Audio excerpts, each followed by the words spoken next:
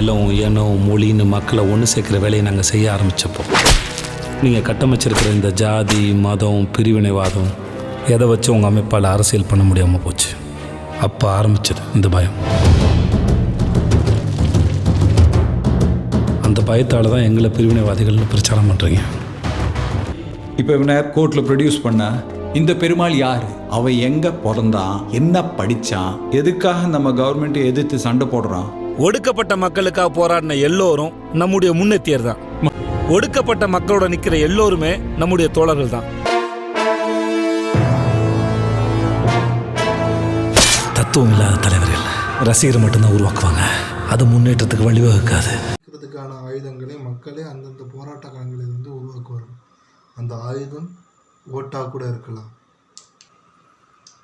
இன்றைக்கி இப்போ இந்த வீடியோ ரிலீஸ் ஆகும்போது ரெக்கார்ட் பண்ணுறது டிசம்பர் 30, 2024. இந்த வீடியோ ரிலீஸ் ஆகுறது வந்து டிசம்பர் 31 இருக்கலாம், இல்லாட்டி ஜனவரி 1 இருக்கலாம். பார்க்குற அனைவருக்கும் புத்தாண்டு நல்வாழ்த்துக்கள். இந்த வீடியோவில் என்ன பார்க்கணும்னா, விடுதலை 2 அந்த படத்தில் பேசப்படும் அரசியல், அது மட்டும் இல்லாமல் என்னோட பர்ஸ்பெக்டிவில் என்னோட கருத்துக்கள், இந்த விடுதலை 2 பற்றின படத்தோட பற்றின என்னோட கருத்துக்கள் பற்றியும் இந்த வீடியோவில் பார்க்க போகிறோம். விடுதலை 2 டிசம்பர் 20, 2024 அப்போது ரிலீஸ் ஆன படம். இந்த படத்தோட இயக்குனர் திரு வெற்றிமாறன் அவர்கள், தோழர் வெற்றிமாறன்னே சொல்லலாம். ஏன்னா இந்த படத்தில் அவரே சொல்லியிருக்காங்க, இந்த படம் வந்து ஃபிசிக்கலாகவும் மென்டலாகவும் ஐடியாலஜிக்கலாகவும் என்னை மாற்றிடுச்சு அப்படின்னு. ஸோ அதனால் வந்து அவருக்கே படம் எடுத்த அவருக்கே மாறும்போது பார்த்து நமக்கு ஐடியாலஜி மாறினா எந்த தப்பும் இல்லை. ஸோ இந்த படத்தில் வந்து ஸ்டாரிங் வந்து Vijay Sethupathi, Manju Warrier, Soori, Chetan, director Tamil, director Saravana Subbiah, director Balaji Sakthivel, Gautham Menon, Rajiv Menon, இவங்களாம் நிறைய பேர் நடிச்சிருக்காங்க. படம் வந்து 80ல் செட்ட 60லேருந்து 80 டைமில் நடக்கிற கதையாக இருக்குது. இந்த கதை வந்து அப்போவே 1 ரிலீஸ் ஆகும்போது இது தோழர் கலிய பெருமாளோட கதையாக இருக்கலாம், இல்லாட்டி தோழர் தமிழரசனோட கதையாக இருக்கலாம்னு சொல்லியிருந்தாங்க. ஆனால் கடைசியில் வந்து இந்த படம் வந்து பார்க்கும்போது தெரியுது இது தோழர் கலிய பெருமாளுடைய கதையாக தான் இருக்குது. ஆனால் அவர் உண்மையான வரலாற்றில் பார்த்திங்கன்னா அவர் இந்த படத்தில் வர மாதிரிலாம் இறந்துருக்க மாட்டார். அவரோட இறப்பு வந்து வேறு மாதிரி இருந்தாலும் இந்த படத்தில் முடித்த விதம் வந்து ஒரு கரெக்டான முடிவாக தான் இருந்திருக்கு. இந்த படத்தில் பேசப்படும் அரசியல் பொறுத்த வரைக்கும் கம்யூனிச சித்தாந்தத்தை, திராவிட சித்தாந்தத்தை பேசப்பட மிக பயங்கரமாக ஆணித்தரமாக பேசக்கூடிய படமாக தான் இருந்திருக்கு. எனக்கு தெரிஞ்சு சினிமா இண்டஸ்ட்ரியில் இவ்வளோ வெளிப்படையாக பாலிட்டிக்ஸை, இவ்வளோ வெளிப்படையாக ஒரு ஆளுங்கட்சியோ இந்த சிஸ்டத்தை பற்றி யாரும் படம் எடுத்ததும் கிடையாது, இது மேலே எடுக்க போகிறதும் கிடையாது. அவரே சொன்னார் விடுதலை 3 எடுக்க வாய்ப்பு இல்லை அப்படின்னு, அதனால தான் எடுக்க போகிறதும் கிடையாதுங்க. ஆனால் இனிமே இந்த படத்தில் வந்து சொல்லப்பட்டது எனக்கு ரொம்ப பிடிச்ச விஷயம் என்னென்னா, வெளில தெரியாத சொல்லப்போனால் அன்சங் ஹீரோஸ்ன்னு சொல்லுவாங்க. அவர் ஏகப்பட்ட விஷயம் செஞ்சுருப்பார், ஆனால் வரலாற்றில் வந்து அவர் பேர் மறைக்கப்பட்டிருக்கலாம், திட்டமிட்டு அழிக்கப்பட்டிருக்கலாம், இல்லைன்னா நமக்கு தெரியாமல் இருக்கலாம். இந்த விடுதலை படத்தில் வந்து சில முக்கியமான விஷயங்கள் வந்து நோட்டீஸ் படத்தில் காட்டியிருக்காங்க. உதாரணமாக சொல்லப்போனால் பண்ணையாளர்களோட ஆதிக்கம், இன்னொன்று பண்ணையாளர்கள் வந்து இந்த எப்படி தனக்கு கீழே இருக்கிற மக்களை வந்து அடிமைப்படுத்தி வச்சுருந்தாங்க, அவங்கள எப்படி எக்ஸ்ப்ளாய்ட் பண்ணாங்க, இன்னொன்று அவங்களுக்காக இருந்த அதிகாரிகள். அது ஒரு சீன் வரும், அது எப்படி சொல்கிறதுன்னு தெரில, படம் பார்த்தா அவங்களுக்கே புரியும். இன்னொன்று நிறைய சீனில் பார்த்தீங்கன்னா அரசாங்க அதிகாரிகள் எப்படி மக்களுக்காக வேலை செய்யாமல் பணக்காரர்களுக்கும் உயர் சாதி மக்களுக்கும் நிலக்கீழார்களுக்கும் பண்ணையார்களுக்கும் எப்படி ஒரு வேலை செஞ்சாங்க, அவங்களுக்கு எப்படி விசுவாசமாக இருந்தாங்கிறத காட்டியிருப்பாங்க. இன்னொன்று இந்த படத்தில் பேசப்பட வேண்டிய முக்கியமான விஷயம், இந்த சிஸ்டம் எப்படி இயங்குது. ஒருத்தன் ஒரு நியூஸை பார்க்குறோம், இப்போ ஒரு நியூஸ் நாம் படிக்கிறோம், ஆனால் அந்த நியூஸ் எப்படி வந்துச்சு, அந்த நியூஸ் உண்மையிலே உண்மைதானா இல்லை அது திரிக்கப்பட்ட ஒரு செய்தியா அப்படிங்கிறது நமக்கு எப்படி இருக்கிறது இந்த படத்தில் காட்டியிருப்பாங்க. உதாரணமாக சொல்ல போனால் இதில் ஒரு சீனில் ஏகப்பட்ட சீன்ஸில் வந்து இவங்க ஒரு போராட்டம் பண்ணியிருப்பாங்க, ஆனால் அது வேறு மாதிரி திரிச்சிருப்பாங்க. இன்னொன்று சில இடத்துல வந்து மென்ஷன் பண்ணியிருக்க மாட்டாங்க. அது மட்டும் இல்லாமல் இந்த படத்தில் வந்து மஞ்சு மாரியம்மா மேம் வந்து ஒன்று சொல்லுவாங்க, இன்றைக்கி வந்து எல்லோரும் காலைல செருப்பு போடுறாங்கன்னா தோளில் துண்டு போடுறாங்கன்னா 8 மணி நேரம் வேலை பார்க்குறாங்கன்னா ஃபேக்ட்ரியில் 8 மணி நேரம் வேலை பார்க்குறாங்கன்னா தீபாவளி பொங்கல்னு போனஸ் வாங்குறாங்கன்னா நம்மளை மாதிரி தோழர்கள் வந்து பாடுபட்டு ரத்தம் சொல்லி வாங்கி தந்தது, இதெல்லாம் அவங்க ஞாபகம் வச்சு இதெல்லாம் அவங்களுக்கு தெரியுமான்னு கூட தெரியாது அப்படின்னு ஒரு விரக்தியில் சொல்லுவாங்க. ஏன்னா வந்து அந்த படத்தில் வந்து வாத்தியார் கேரக்டர் வந்து அந்த மாதிரி ஒரு விஷயத்துக்காக தான் போராடணும், மக்களுக்காக தான் போராடணும். ஆனால் அது மக்களுக்கே பாதி பேருக்கு தெரியவும் விடலை.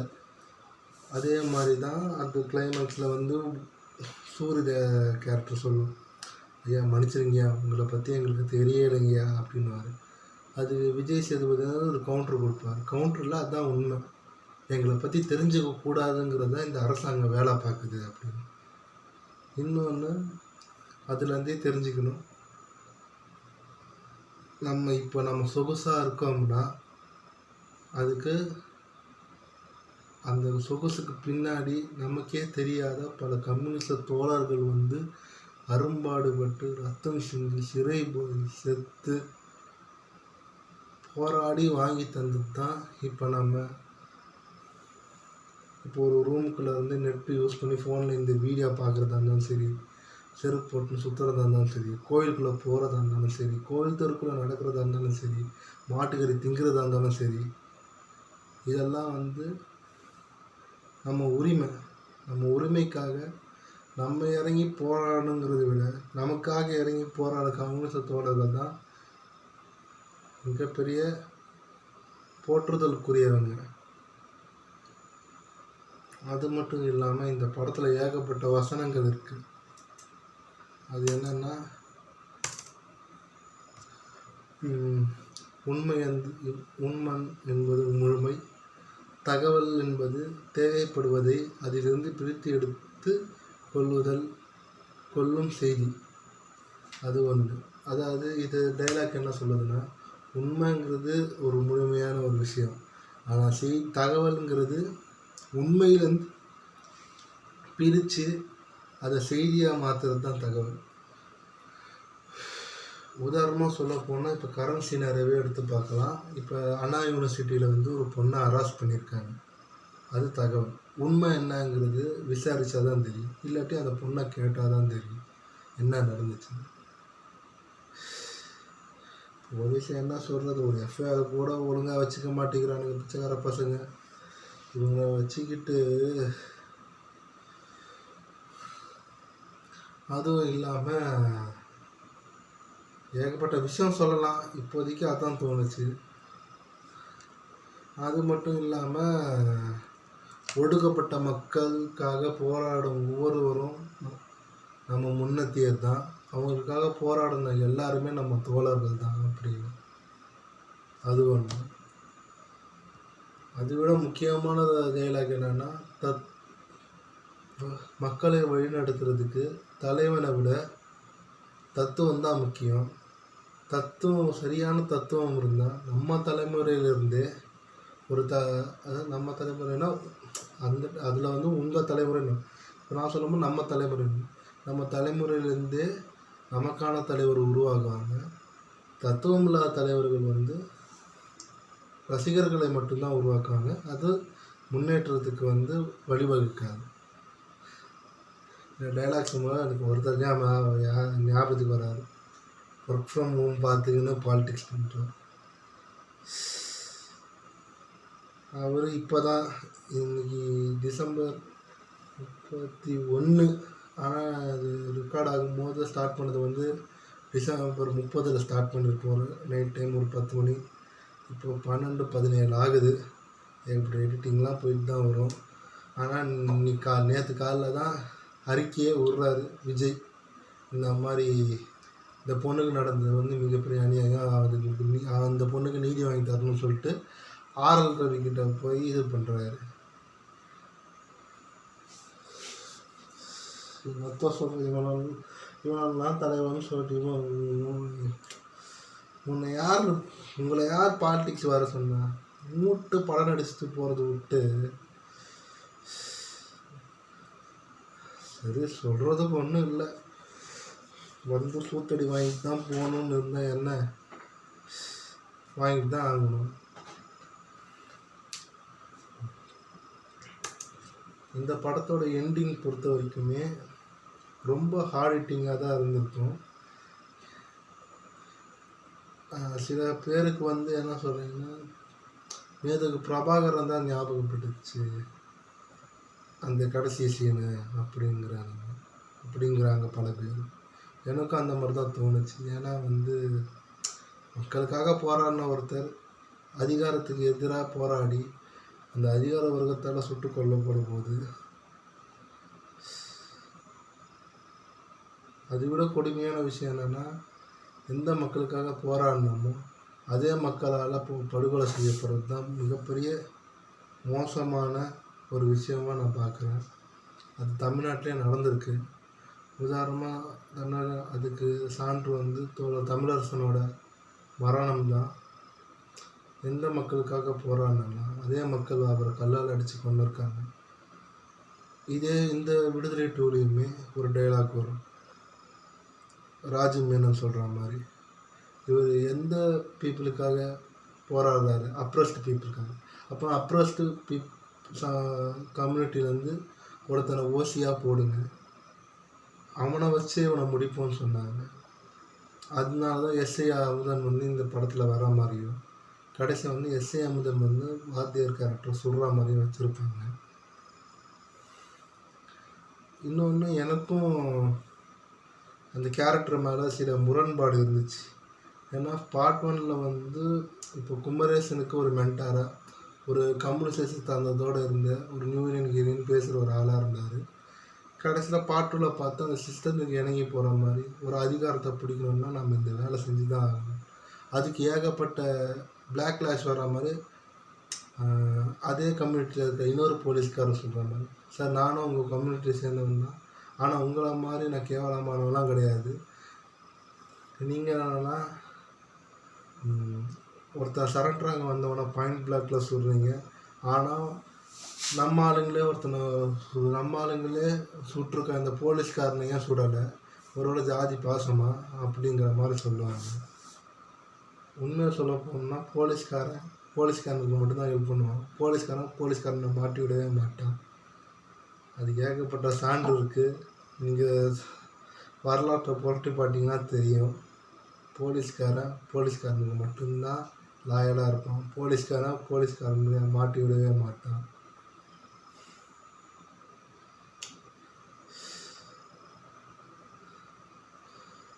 இந்த படத்தில் வந்து ஏகப்பட்ட விஷயம் மோஸ்ட்லி வந்து நிறையா பேர் கிரிட்டிசிசம் பண்ணாங்க. ஏன்னா இந்த படம் எனக்கு செட் ஆகலை, இந்த படம் ஒட்டலை, இந்த படம் எனக்கு வந்து கனெக்ட் ஆகலை.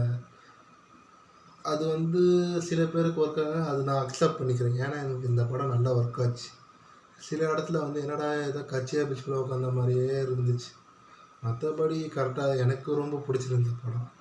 அது ஏன் தோணுச்சுன்னா, சில பேருக்கு வந்து இந்த படம் வந்து ரொம்ப ஸ்பூன் ஃபீடிங்காக இருந்துச்சு, ரொம்ப ப்ரீச்சியாக இருந்துச்சு, பேசிக்கிட்டே இருக்கானுங்க, வளன்னு பேசினே இருக்காங்க. இன்னொன்று இந்த வெற்றிமாறனே சாரேட்டு கலாய்ப்பார், இந்த வாத்தியார் கேட்டு பேசிக்கிட்டே இருக்காண்டா அப்படிங்கிற மாதிரி. அவரே நிறைய இது இன்டர்வியூலாம் சொல்லுவார், அவரே கலாய்ப்பார் அப்படின்னு. அது ஒரு ட்ராபேக்கு. இன்னொன்று டப்பிங்கில் பார்த்தீங்கன்னா லிப்ஸிங்க் வந்து அநியாயத்துக்கு அன்சிங்க் ஆகிருக்கும். லிப்பு ஒரு பக்கம் போகும், டைலாக் ஒன்றா இருக்கும். டெக்னிக்கலாக ஸ்ட்ராங்கான படம், ஆனால் டப்பிங்கில் மட்டும்தான் கொஞ்சம் கோட்டை விட்டுருப்பாங்க. சரி, படம் வந்துச்சு, படம் நல்லா கலெக்ஷன் ஆகுது, நிறைய பேர் இந்த படத்தை பற்றி பேசுகிறாங்க, நிறைய பேர் இந்த படத்தை விமர்சனம் பண்ணுறாங்க, அதுக்கு நாள் பாசிட்டிவாக விமர்சனம் பண்ணுறாங்க. அது மட்டும் இல்லாமல் நிறைய பேருக்கு வந்து கம்யூனிஸ்ட் தோழர்கள் என்ன மாதிரி போராடி இருக்காங்க. இன்னொன்று கம்யூனிஸ்ட் சித்தாந்தமும் சரி, கம்யூனிஸ்ட் சித்தாந்தமும் தீக்காவும் வந்து எப்படி மக்களுக்காக பல ரிஃபார்மேஷன் கொண்டு வந்திருக்காங்க அப்படின்னு ஒரு சில விஷயங்கள் வந்து இதில் அழகாக காட்டியிருப்பாங்க. அது மட்டும் இல்லாமல் முக்கியமாக சொல்ல போனால் இந்த படத்தில் வந்து வாத்தியார் கேரக்டர் வந்து வயலன்ஸை சூஸ் பண்ணுவார். கடைசியில் வந்து முடிவு நாம் எடுத்த ரூட் வந்து தப்பு, நம்ம வயலன்ஸ் எடுத்ததுனால பல பேர் நம்ம தோழர்களே நம்ம இழக்க வேண்டிய சூழ்நிலை இருக்குது.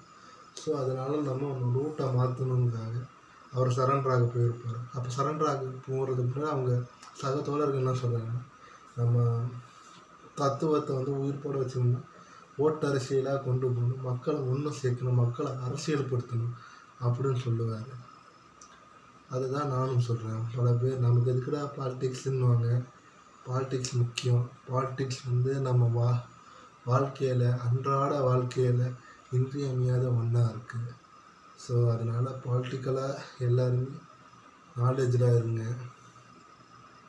தப்பு யாரை பண்ணாலுமே அதை தட்டி கேளுங்க. அது ஆளுங்கட்சியாக இருந்தாலும் சரி, எதிர்கட்சியாக இருந்தாலும் சரி, யாராக இருந்தாலும் சரி, மக்களுக்கு எதிராக செய்யக்கூடிய ஒருத்தனையும் நாம் ஆதரிக்கக்கூடாது. அது திமுகவாக இருந்தாலும் பரவாயில்ல, அதிமுகவாக இருந்தாலும் பரவாயில்ல, யாராக இருந்தாலும் பரவாயில்ல. அதுதான் உண்மையான கம்யூனிஸ்ட்.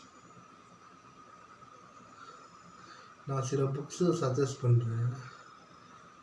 என்னென்னா, தோழர் பிரபாகரன் பற்றி ஒரு பயோகிராஃபி, அந்த புக்கு படிங்க. அது மட்டும் இல்லாமல் த கம்யூனிஸ்ட் மேனிஃபெஸ்டோ அது தமிழ்லேயே இருக்குது. த கம்யூனிஸ்ட கட்சியின் அறிக்கை அப்படின்னு சொல்லிட்டு அது இருக்குது, அது படிங்க. நானும் வாங்குகிறேன். அந்த இது பிரபாகரன் தலைவர் பிரபாகரனோட புக்கு இருக்குது, அது படிச்சுன்னு தான் இருக்கேன். நான் வேறு புக்ஸ்லாம் படிக்கிறேன். என்னென்னா, அந்த அலோனி ஆஃப் காஸ்ட், டாக்டர் அம்பேத்கரோட அந்த ஸ்பீச்சை வந்து புக்காக இருக்கிறேன், அந்த புக்கு படிச்சுருக்கேன். இன்னொன்று இந்து மதம் எங்கேயோ போகிறதுன்னு சொல்லிட்டு அது ஒரு புக்கு நக்கீரன் பதிப்பகத்தில் இருக்குது, அந்த புக்கு படிச்சுருக்கேன். அதுக்கப்புறமா அது படித்து முடித்த பிறகு தான் தோழர் பிரபாகரன் பற்றி படிக்கணும். இனிமேல் வந்து புக்கு வாங்கினா அந்த புக் தான், கம்யூனிஸ்ட் மேனிஃபெஸ்டோ, அதுக்கப்புறமா மார்க்ஸ் பற்றி, கார்ல் மார்க்ஸ் பற்றியும், சேகுவேரா பற்றி சின்ன வயசில் படிச்சிருக்கேன். ஸ்கூல் டைமில் ஒரு காலம் எங்களுக்கு ஒரு எங்களுக்கு ஒரு பூஸ்ட் சேகா அந்த மாதிரி இருந்தார். ஒரு கெத்தா அந்த மாதிரி இருந்தார். என்னோடய இன்ஸ்டாகிராமில் ஃபஸ்ட்டு போஸ்ட்டே சேகுவேரா ஃபோட்டோ தான்.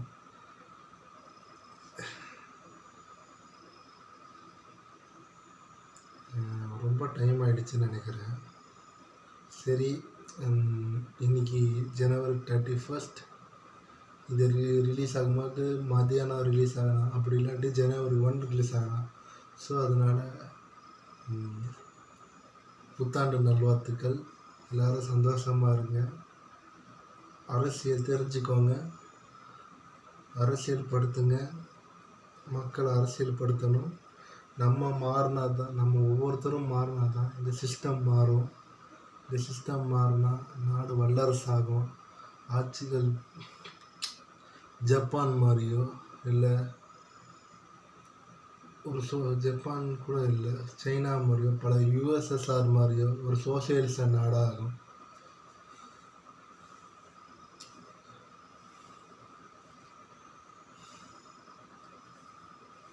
ஸோ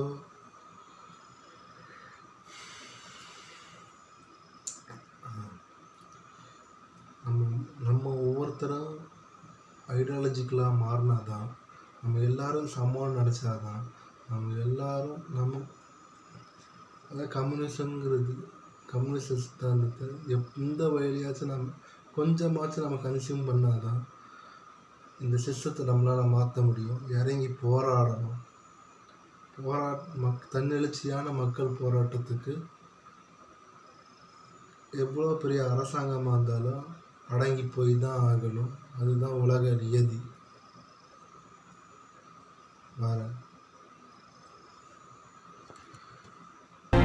உனக்கான பயணத்தை பாதை காட்டு.